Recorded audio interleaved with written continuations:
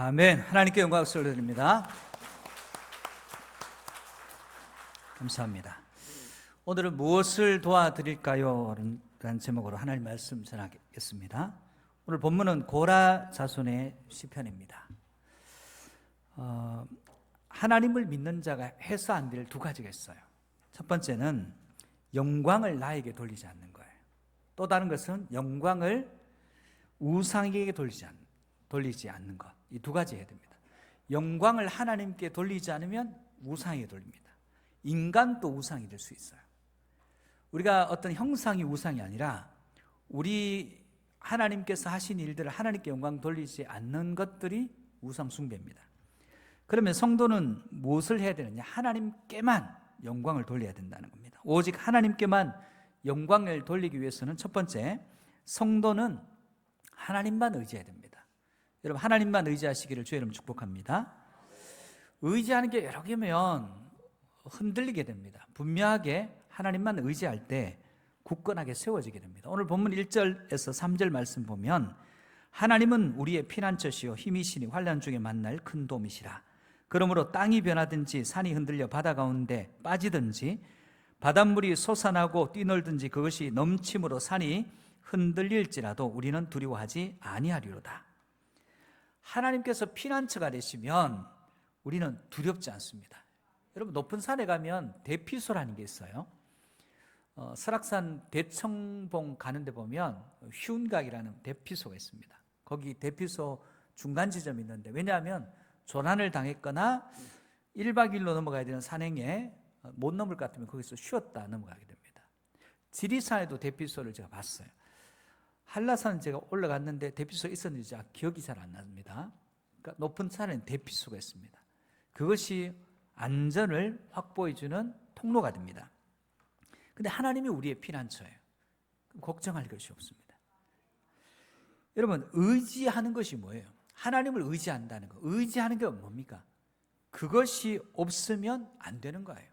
그것이 없으면 살 수 없는 거, 그게 의지하는 거예요. 우리 옛날 찬양 중에 내 주님 없이 난 못 살아, 이런 찬양이 있습니다. 내 주님 없이 안 돼, 닷없는 배처럼 흔들려, 주님 없이 난 못 살아, 이런 찬양이 있습니다. 그분은 하나님을 의지하는 거예요. 하나님이 없으면 안 되겠다는 거예요. 그게 하나님을 의지하는 것입니다. 그런데 우리는 때로 우리에게 뭔가 사라졌을 때 절망하게 되는 경우가 있습니다. 어떤 사람에게는 돈이 딱 없어지면 절망이 찾아와요. 아니, 돈 없이는 안 되겠어요, 하나님. 하나님도 필요 없고 돈이 없으니까 이거 뭐 아무것도 아니에요. 그럼 돈 의지하는 거예요. 어떤 사람은 건강을 의지합니다. 건강을 잃으면 다 끝난 것 같아요. 그러면 건강을 의지하는 것입니다. 또 어떤 사람은 인간관계를 의지합니다. 관계를 의지했는데 그 사람이 나를 배신해서 그때는 세상이 무너진 것 같아요. 그 사람을 의지하는 것입니다. 여러분, 사람은 신뢰의 대상이 아닙니다. 사람은 신뢰의 대상이 아니라 사랑의 대상일 뿐이에요. 인간의 피난처는 사람이 안 됩니다. 오직 하나님만이 우리 인생의 피난처가 되시고 힘이 되시고 환난 중에 만날 큰 도움이 되심을 믿으시기를 주의 이름으로 축복합니다. 미국의 한 교회에 예배를 드리고 있는데, 우리처럼 갑자기 뒤에서 한 남자가 체격도 좋아요. 총을 들고 들어왔어요. 목사님과 교우들이 깜짝 놀랐어요. 왜냐하면 오바마 시절에도 미국에서 교회에서 총기 난사가 있었거든요. 교회라고 안전하지 않아요. 칼 들고 와도 무서운데 총 들고 왔으니까 얼마나 당황스럽겠습니까? 그런데 그 당황스러운 가운데 목사님 앞에서 딱 한마디를 했는데 그 사람이 그 자리에서 주저앉았어요. 그리고 눈물로 회개하더라는 거예요. 도대체 무슨 얘기를 했길래 이 사람이 그 목사님 한마디에 주저앉았을까요? 목사님 앞에서 갑자기 사단아 물러가라, 그럼 바로 총 쏘죠. 그런 얘기하면, 그런 얘기 하는 거 압니다. 갑자기 복음의 열정이 생겨서 사형절 전합니다. 형제님, 우리는 죄인으로 태어났고 예수님이 이 땅에 사람이 되셔서 우리 죄를 대속하시고 죽으시고 부활하셔서 우리에게 구원의 길을 열어주십니다. 그러면 무슨 헛소리 하면서 또 총을 쏠지도 몰라요. 여러분도 한번, 굉장히 어려운 영어예요. 한번 따라해 보시기 바랍니다. Can I help you? 이 뭐죠?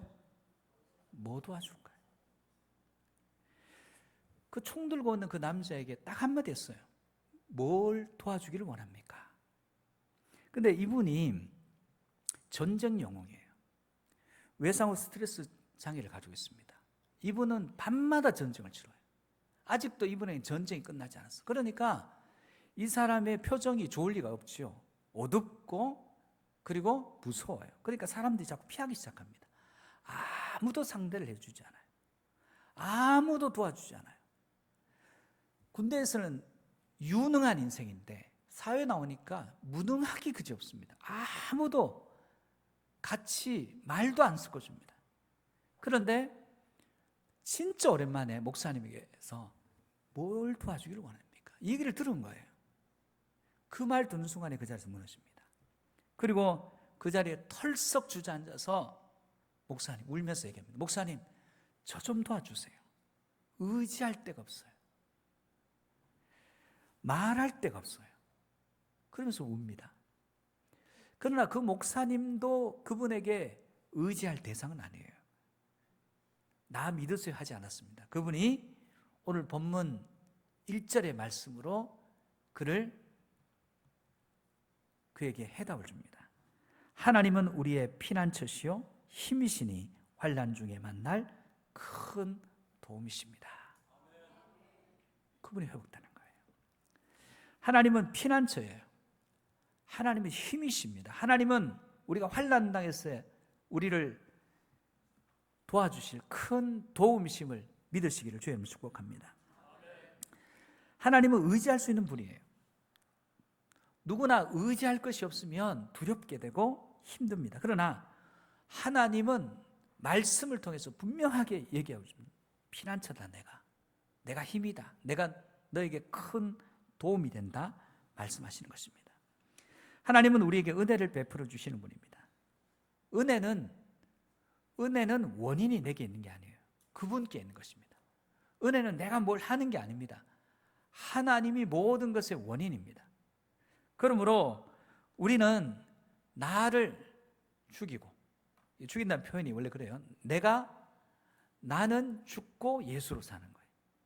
한마디로 말해서 나를 부인하고 예수 그리스도의 말씀을 영접하고 받아들이고 상황과 환경에 상관없습니다.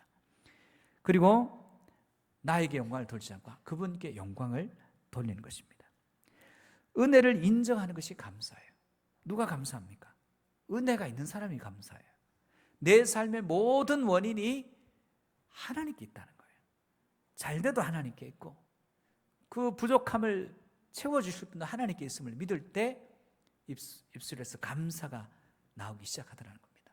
여러분 믿음이 있고 없고를 어떻게 평가합니까? 그 입술에 감사가 있으면 믿음이 있는 것이고 그 입술에 감사가 없고 늘 불평만 있으면 자기 믿음을 점검해야 되는 것입니다. 사랑하는 성도 여러분, 우리의 피난처와 힘과 큰 도움 되시는 하나님을 의지할 때 하나님이 우리를 도우십니다. 그 하나님을 의지할 수 있기를 주의 이름으로 축복합니다. 두 번째, 성도는 자기를 지워야 해요. 자기를 자꾸 지워야 됩니다. 누가복음 17장에 보면 사도들이 주님께 묻습니다. 우리의 믿음이 더해지는 방법이 무엇입니까? 묻습니다. 어떻게 하면 우리 믿음이 커집니까? 어떻게 하면 우리 믿음이 광대해집니까? 누가복음 17장 6절에 10절입니다. 주께서 이르시되 너희에게 겨자씨 하나일 만한 믿음이 있었더라면 이 뽕나무들어 뿌리가 뽑혀 바다에 심겨라 하였을 것이요 그것이 너희에게 순종하였으리라. 믿음이 있으면 뽕나무에게 명령하면 그게 들었을 것이다. 이런 말씀이에요. 믿음을 가지라는 거예요.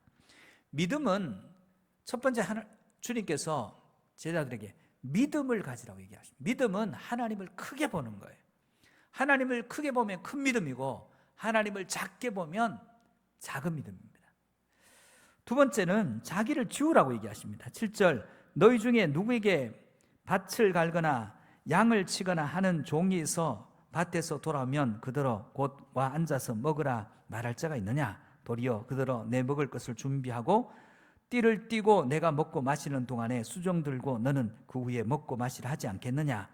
명한 대로 하였다고 종에게 감사하겠느냐? 이와 같이 너희도 명령받은 것을 다 행한 후에 이르기를 우리는 무익한 종이라 우리가 하여야 할 일을 한 것뿐이라 할지니라. 여러분, 우리는 어떤 일이 일어났을 때 이건 내가 했어 이렇게, 그럼 자랑스럽잖아요. 근데 우리 하나님과 함께 동행하는 우리에게는 이거 하나님이 하셨어요 이렇게 고백하는 거예요. 어떤 사람이 아닙니다. 당신 아니면 일을 할 사람이 없습니다. 아니에요. 하나님께서 인도하셔서 일을 할 수 있었습니다. 이게 우리가 취해야 될 태도라는 것입니다. 여러분, 우리는 어떤 다른 사람을 집중하면 안 됩니다. 하나님께 집중하는 거예요. 그게 우리의 이름을 지우고 자기를 지워나가는 방법입니다. 내가 지워지는 곳에 하나님의 영광이 나타나고, 하나님의 영광이 나타나는 곳에 하나님의 도우심이 있어요. 우리를 드러내는 곳에 도우심이 있는 것이 아니라 우리를 드러내지 않는 곳에 하나님의 인도하심과 도우심이 있다는 것이에요. 모든 일을 마친 후에 우리는 칭찬과 비난이 아니라 기도해야 됩니다. 모든 일을 마친 후에 여기까지 인도하신 에베네스 하나님을, 여호와 일의 하나님을 찬송합니다. 우리에게 평강을 주시는 여호와 샬롬의 하나님을 찬송합니다. 우리에게 승리를 주시는 여호와 니시 하나님을 찬송합니다. 그러므로 우리는 하나님께 집중하면 우리는 자연스럽게 우리가 지워지게 되어 있습니다. 사람들의 수준의 차이를 가르는 기준이 뭐냐면 대화의 주제예요. 보통 수준, 그다음 낮은 수준, 보통 수준, 높은 수준이 있대요. 보통 제일 낮은 수준의 사람들의 이야기 주제는 전부 사람 이야기입니다. 80%가 사람 얘기합니다. 그리고 보통 정도는 사건을 이야기합니다. 사람에 대한 사건. 그리고 나머지 한 5% 정도가 뭘 얘기하냐면 높은 수준의 사람은 사상을 이야기합니다. 사상. 무슨 얘기냐면 쉽게 말하면 하나님의 뜻, 하나님이 하신 일을 얘기한다는 거예요. 성도가 보통이 하면 사람 이야기 아니면 사건 이야기 하는데, 어떤 사람은 하나님의 뜻이 무엇인지, 하나님이 우리를 통해서 하신 일, 하실 일이 무엇인지에 대해서 말한다는 거예요. 신앙인의 이야기는 능동태가 아니라 수동태예요. 능동태는 이거 내가 했다는 거예요. 수동태는 이거 하나님이 하셨어요. 이 차이입니다. 나를 지우는 방법은 이거 하나님이 하신 겁니다. 하나님이 여기까지 인도하신 거예요. 내가 한 거 아니에요.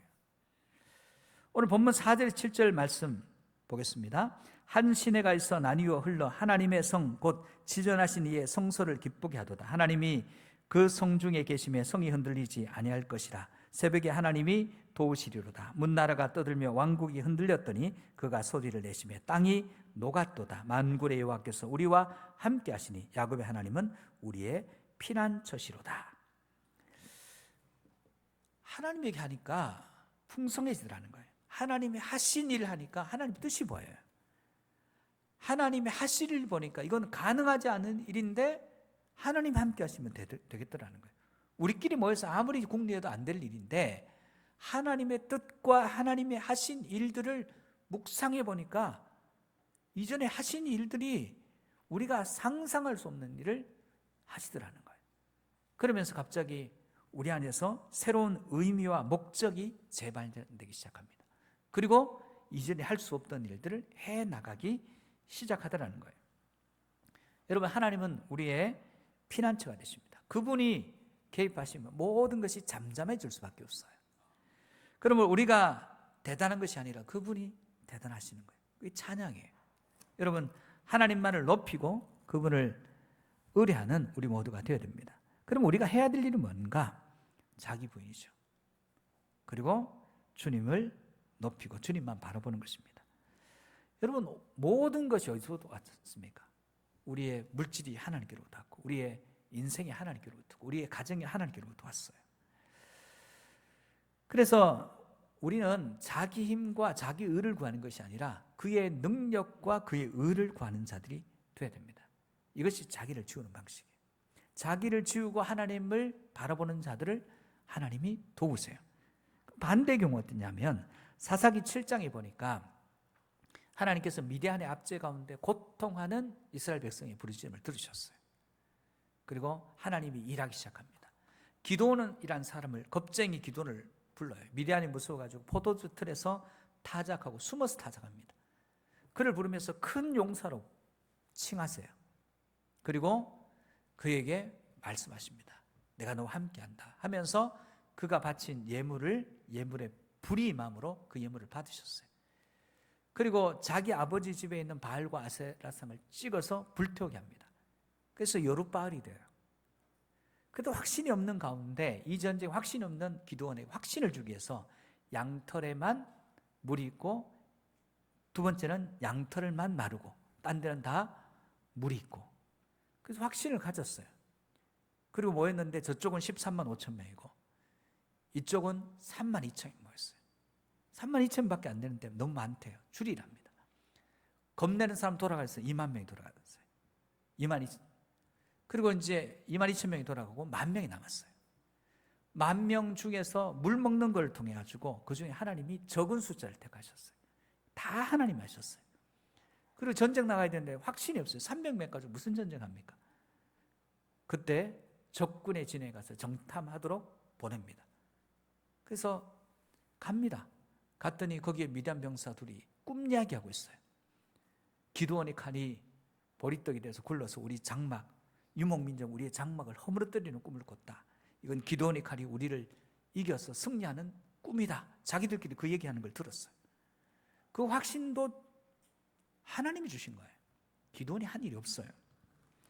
그런데 돌아와서 이 확신 가운데 전쟁을 나가면서 오른쪽에 나팔 들고 왼쪽에 항아리에 숨겨둔 횃불을 감추고 전쟁 나가면서 300명을 세대로 나누면서 그들에게 이렇게 말합니다. 기드온이 사사기 7장 17절 18절입니다.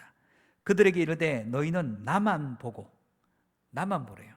내가 하는 대로 하되 내가 그 진영 근처에 이르러서 내가 하는 대로 너희도 그리하여 나와 나를 따르는 자가 다 나팔을 불거든 너희도 모든 진영주에서 나팔을 불며 이르기를 여호와를 위하라. 충분합니다. 하나님이 다 하셨으니까. 근데 뒤에 자기 이름을 쓱 끼워 넣어요. 여호와를 위하라, 기드온을 위하라. 자기가 뭐 한 게 있다고 거기에 자기 이름을 쑥 끼워 넣습니까? 그래서 기드온의 말년이 별로 안 좋아요. 자기 이름을 지우고 하나님께 영광을 나타내야 되는데 하나님의 영광의 자리에 자기 이름을 끼워 넣습니다. 승리는 하나님이 주시는 거예요. 자기를 택한 것도 하나님이 택하신 거예요. 자기에게 믿음의 확신을 주신 분도 하나님이시고 300명을 택한 것도 기드온이 택한 게 아니라 하나님이 택하시고 전쟁의 방법도 하나님이 주시는 거예요. 그 승리는 하나님께 돌아가야 되는 것입니다. 그게 치우는 거예요. 여러분의 인생을 세우시는 분은 하나님이십니다. 여러분이 아무것도 한 것이 없습니다. 나는 한 것이 없습니다. 주님이 하셨습니다. 이게 자기를 지우는 방법입니다. 자기를 지우고 하나님께 영광을 돌린 자들에게 하나님께서 그들의 삶을 도우세요. 여러분 하나님의 돕는 은혜가 있는 귀한 인생 되시기를 축복합니다. 세 번째, 하나님을 찬송함이 복입니다. 하나님은 하나님을 찬송하는 자를 도우셔요. 오늘 본문 8절에 11절에 보면 와서 여호와의 행적을 볼지어다. 그가 땅을 황무지로 만드셨도다. 그가 땅끝까지 전쟁을 쉬게 하시며 활을 꺾고 창을 끊으며 수레를 불사르시도다. 이르시기를 너희는 가만히 있어 내가 하나님 됨을 알지어다. 내가 문나라 중에서 높임을 받으리라. 내가 세계 중에서 높임을 받으리라 하시도다. 만군의 여호와께서 우리와 함께 하시니 야곱의 하나님은 우리의 피난처시로다. 하나님을 찬송해요. 하나님이 하신 일을 보고 찬송합니다. 그분을 찬양합니다. 살아있는 것과 죽은 것의 차이. 살아있는 자와 죽은 자의 차이가 뭔지 아세요? 뭐이겠습니까? 호흡이에요. 여러분 사람이 호흡이 끊어져도 심장은 뛰더라고요. 제가 어떤 분 임종 예배 갔다가 숨이 끊어졌는데 마지막 기도를 하는데 심장에 손을 얹었어요. 심장이 너무 잘 뛰는 거예요. 그때 깜짝 놀랐잖아요. 호흡이 끊어져도 심장은 뛰어요. 생명은 호흡에 달렸어요. 호흡이 끊어지면 끊어진 거예요. 호흡이 있는 자는 하나님을 찬양, 살아있으면 하나님을 찬양하고 명령하고 있어요. 부탁하고 있지 않습니다. 명령합니다. 어떤 목사님이 폐암으로 입원을 하셨어요. 폐암 초기라서 폐를 절제하게 됐습니다. 수술을 하고 깨어났더니 산소호흡기가 끼어져 있어요. 뭐 이상한 게 끼어져 있으니까 불편해서 한번 호기심에 빼봤대요. 빼봤더니 자가호흡이 잘 안 되는 거예요. 숨쉬기가 너무 힘든 거예요. 다시 끼우고 누웠는데 갑자기 시편 150편의 말씀이 생각나더라는 거예요. 시편 150편 1절 6절입니다. 한번 같이 보겠습니다. 할렐루야, 그의 성소에서 하나님을 찬양하며 그의 권능의 궁창에서 그를 찬양할지어다. 그의 능하신 행동을 찬양하며 그의 지극히 위대하심을 따라 찬양할지어다. 나팔 소리로 찬양하며 비파와 수금으로 찬양할지어다. 소고치며 춤추어 찬양하며 현옥과 퉁소로 찬양할지어다. 큰 소리 나는 제금으로 찬양하며 높은 소리 나는 제금으로 찬양할지어다. 호흡이 있는 자마다 여호와를 찬양할지어다. 할렐루야. 찬양이라는 단어가 11번 나와요. 뭘 찬양하면 모든 그분의 성품을 찬양합니다. 신실하신 거, 길이 참으시는 거, 나를 위해 준비하시는 거, 내게 승리를 주시는 거, 대신 싸워주시는 거, 도와주시는 거, 사랑해 주시는 거, 그 찬양합니다. 그분이 하신 일을 타는 거예요. 홍해를 가르시고 요단강을 멈춰 세우시고 여리고를 무너뜨리시고 만나와 미철을 주시고 반석에서 물나게, 그분이 하신 일을 찬양합니다. 그리고 모든 악기를 동원해서 찬양하래요. 악기란 악기는 다 동원해요. 제 꿈이 그렇습니다. 이 세상에 존재하는 모든 악기를 풀 세팅해 놓고 찬양하는 게 제 꿈이에요. 여러분, 꿈대로 되어지기를 바랍니다. 네, 여기에 풀 세팅 갖출 수 있으면 모르겠습니다. 모든 악기란 악기는 총동원해서 예배드리는 게 제 꿈입니다. 자, 그 마지막이 뭡니까? 살아있으면, 호흡이 있으면 찬양하라 얘기하고 있습니다. 이 목사님이 산소호흡기를 살짝 빼고 찬양하는데, 너 찬양 해봤대요. 호흡 있으면 찬양하라니까. 평상시에는 그냥 교회에서만 찬양하는데 병실에서 호흡기를 살짝 빼고 찬양을 해봤더니 너무너무 힘들더래요. 찬양 부르고 난 뒤에 갑자기 마음의 평강과 위로가 임하더라는 거예요. 시편 117편 1, 2절입니다. 너희 모든 나라들아 여호와를 찬양하며 너희 모든 백성들아 그를 찬송할지어다. 모든 나라와 모든 백성이 찬양하라는 거예요. 우리에게 향하신 여호와의 인자하심이 크시고 여호와의 진실하심이 영원하다는 거예요. 하나님은 우리를 사랑하는 사랑이 진심이세요. 우리는 빈말을 많이 하지만 하나님은 우리를 사랑하신 그 사랑이 진짜입니다. 그렇다면 찬양이 우리에게 주는 유익이 뭘까요? 시편 115편 18절입니다. 우리는 이제부터 영원까지 여호와를 송축하리로다. 할렐루야. 이 송축이란 단어가 바라크란 단어예요.